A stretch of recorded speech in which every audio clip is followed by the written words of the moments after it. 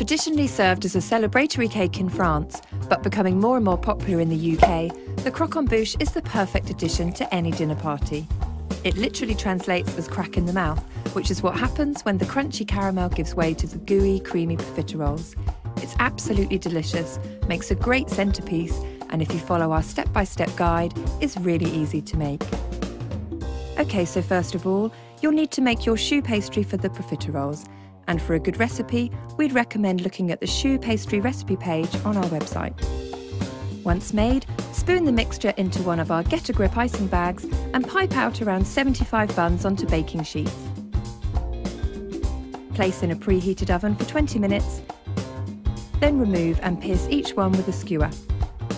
Pop them back in for a further 3 minutes, which will allow them to dry out. And then once cooked, leave them to cool.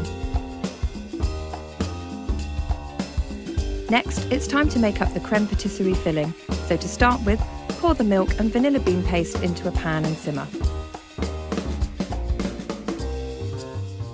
Then, in a separate bowl, whisk the egg yolks, sugar and flour together until pale and creamy, and then pour the milk over the top and stir. Pour the whole mixture back into the pan and cook over a low heat for 4 to 5 minutes. Whisking until the mixture starts to thicken and the whisk leaves a trail in the custard.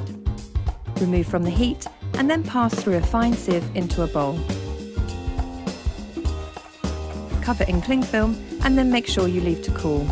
Finally, once cooled, spoon the chilled custard into a piping bag fitted with one of our stainless steel piping tubes and then fill the buns through the skewered holes.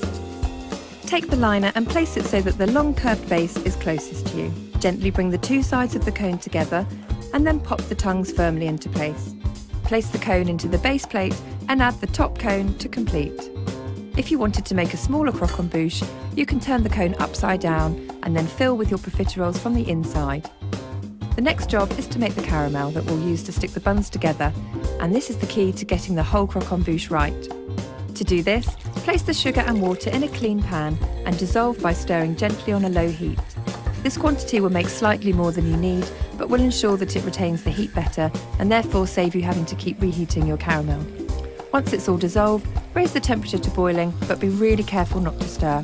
As soon as the temperature reaches 154 degrees centigrade and starts turning golden, remove the pan from the heat and then quickly start constructing the tower while the caramel is still nice and hot. To do this, hold each bun on the side and dip it into the caramel, carefully twisting it around to coat the other side, all the while taking extra care as the caramel will be really hot.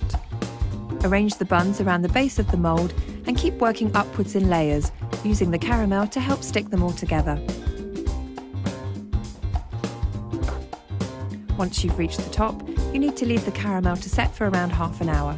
Then you can either leave the croquembouche on the mould to serve, or if you're feeling confident, carefully tip it to the side and remove the mould from the middle, placing it onto a serving plate. And now for the best bit, decorating with spun sugar. Firstly, if you run out of your caramel mixture, you'll need to prepare some more.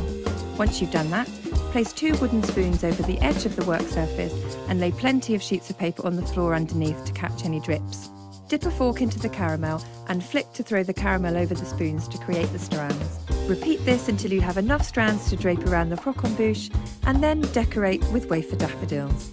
Once you've finished the creative part, you can quickly clean the non-stick liner and because it's so flexible, pop it away for easy storage. And finally, all that's left to do is to serve to your guests and enjoy.